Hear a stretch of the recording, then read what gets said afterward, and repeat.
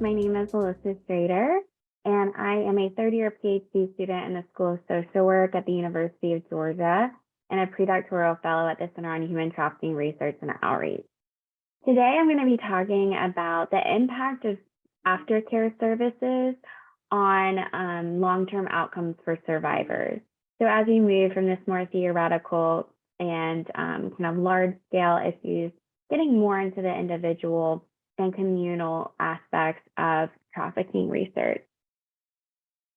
So this study really relied on a data set, secondary data analysis from a group of women who were graduates from a program called Lifeline in Ghana. And this program usually runs for 9 months. You come in, it's a residential base, meaning that it's a shelter type service, and you get financial capability, life skills, basic needs met, etc.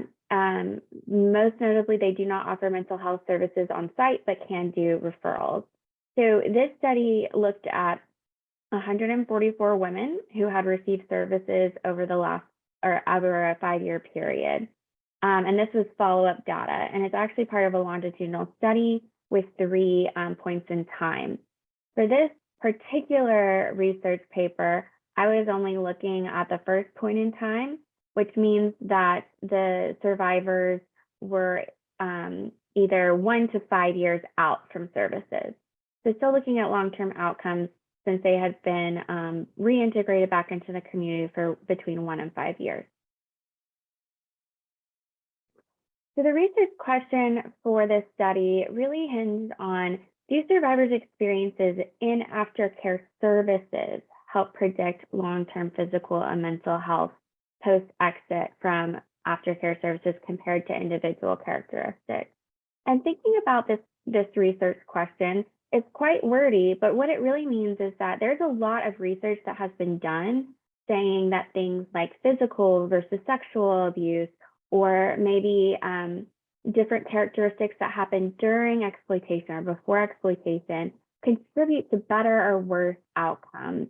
But this is the first that I could find paper that looked at what about a survivor's experience within a program actually leads to better outcomes. And so my conceptual model approach to services in general are based on 4 aspects.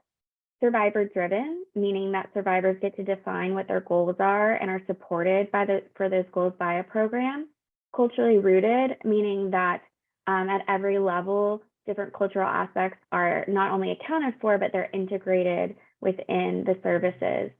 Trauma-informed, making sure that trauma responses and other types of behaviors or effects of trauma are treated with respect and dignity, and that services can be sustainable so that they are there for the long haul, that they follow up with survivors, and after a short visit, you're not just bye, see you later, but it actually moves into the whole lifespan. So thinking about how I was going to answer this question quantitatively, I used a hierarchical regression model, which means that I used 4 different regression models that stacked on top of each other to see if there was a statistical change within those models. So the first model, looking at just survivor demographics as the independent variables, so age, level of education, and all these models are really looking at long-term well-being as measured by the Hopkins symptom checklist scale, which is a 58-item scale that looks at things like depression, anxiety, somatization, which is very important in non-Western settings because trauma often shows up in your body through health conditions or other factors. And so the second model built on top of that. So it used the age, level of education, but added the type of violence they experienced during trafficking. And the third model added some other conditions, variables that have been seen in the literature to really address long-term outcomes, such as social support, adaptive coping, and maladaptive coping. And so for my hypothesis, I wanted to see if we added in service level variables such as length of stay, how survivors felt supported by the program, and how ready to exit they were from the program, would this actually better predict long-term outcomes? And all of this is to say, you can read all of the quantitative outcomes, but yes, it actually did. So each model was statistically significant change from the prior model, as you can see by the change in the F statistic at the bottom. And what this really tells us is that survivors who felt fully supported by the program, felt fully ready to exit, and had a longer length of stay, scored significantly better in their follow-up. So when we're thinking about what are the implications for this study, I think that one is that we need more research based on what matters in services, why it matters, and how it matters. Also thinking back to those conceptual model, when you were thinking about survivor-driven, what does a survivor want out of services? And that's not going to be the same for everyone. So how do we build in flexibility into programs and service interventions? And just as an aside, the highest predictive variable for a lower score, which is a better score, was that somebody felt fully ready to exit. So if you felt fully ready to exit the program, you scored 16.387 points lower on the Hopkins scale, which is pretty significant because the range of that scale is 58 to 232. In the big scheme of things, it's a really large kind of lowering of your overall long-term outcomes. So those are just some of the implications. I know that was quite fast, so if you want me to go back over anything, I would love to do that. I'm going to take questions, and then we can also look to discuss information further.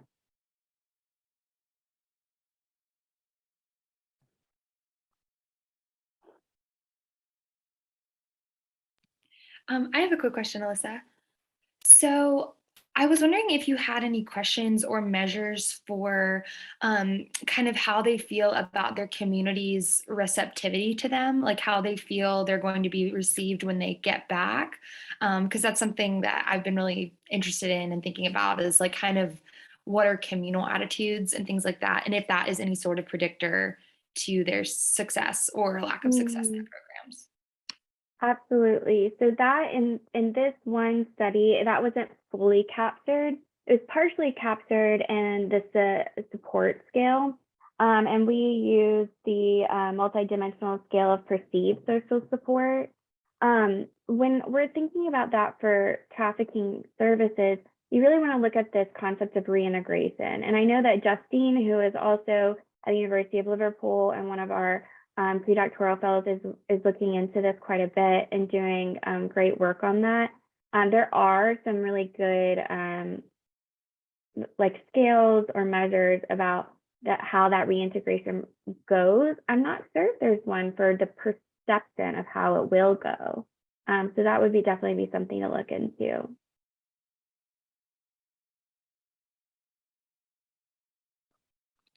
Hey, Elyssa, I just have a quick question, I guess, like stepping back a little bit to ask about the context of the program that you're sort of evaluating, the Lifeline program, was it? And I'm just wondering who runs that program. Is it by an international NGO? Is it US based, or is it a Ghana based run team? Just a bit more information about that, please. Yeah, that's a great question. So Lifeline is a Ghana based organization. They do only serve women, and most of the women, as you can see from this chart, are victims of forced labor and labor trafficking. We as the University of Georgia have had a long running collaboration with them through a study abroad program in Ghana and the School of Social Work, and Dr. David Oketch, the director of CenHTRO.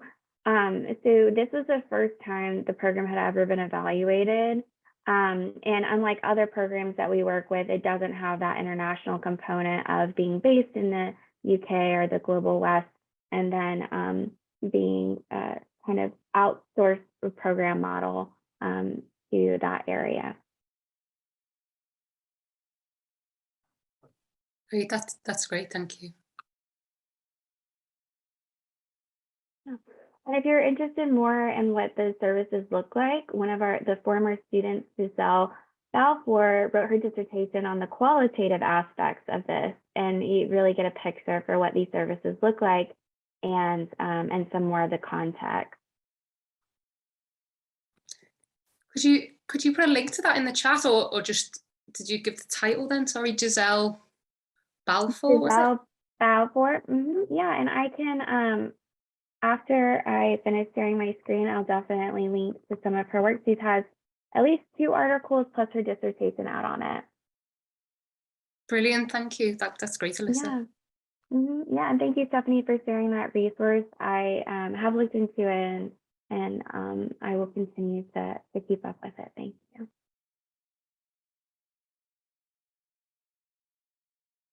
Other questions? So thinking about this, sorry, go ahead. Sorry, can you share the result table again? I don't really have a question. I just wanted to take a look again. Thank you. Absolutely.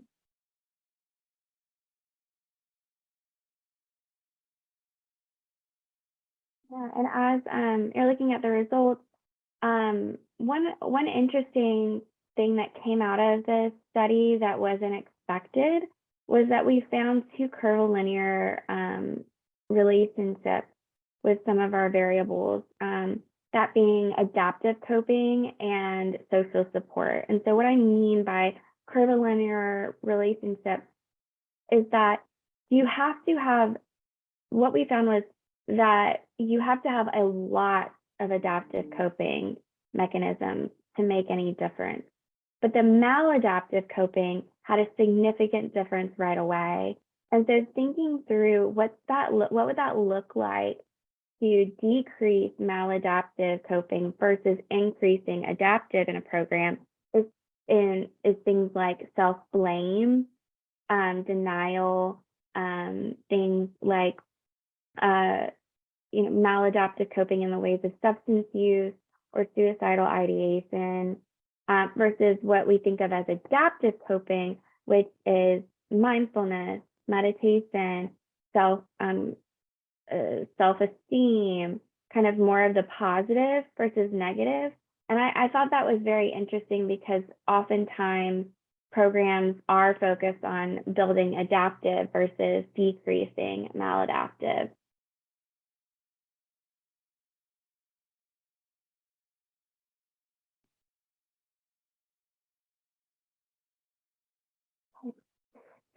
So my discussion question really hinges on if we're looking at building these services that are these broad things, survivor-driven, trauma-informed, sustainable, closely rooted.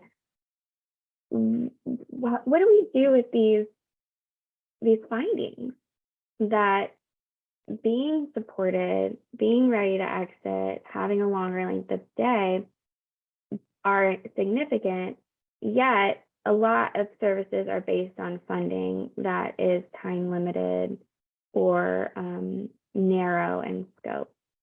So if anybody has any thoughts, I would love to hear them.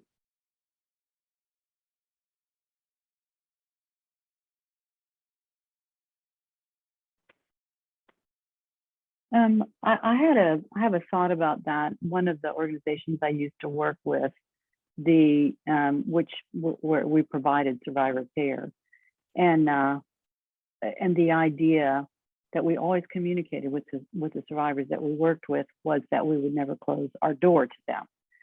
The implications of that is for them, they've always got a community somehow. They've got a connection. The financial implications is who has the money to do that?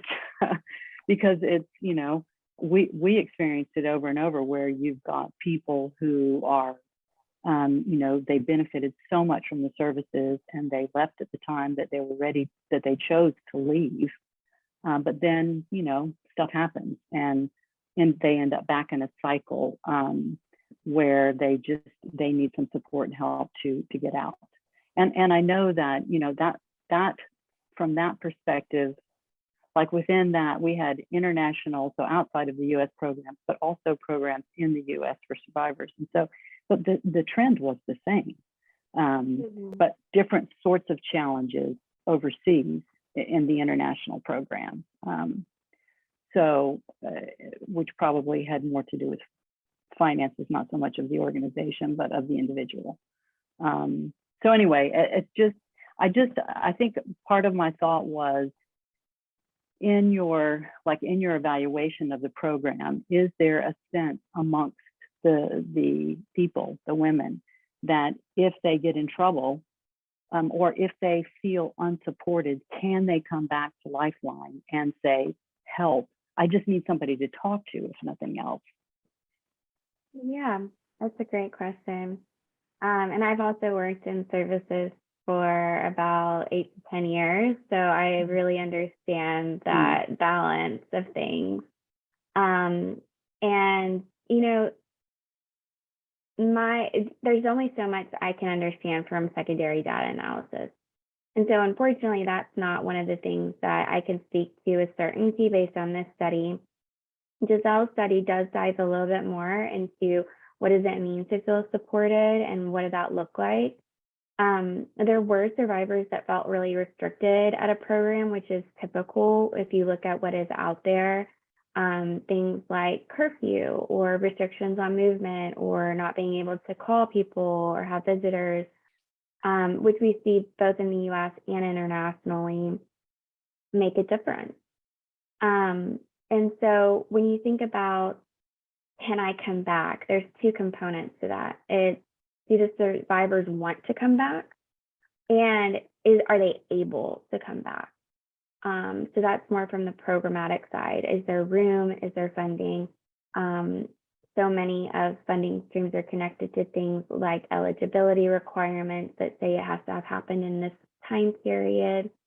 So I think that thinking about policy changes based on this study, we can definitely think about widening eligibility requirements, increasing flexible funding, which can be done and used anywhere, not just maybe on certain aspects of the program.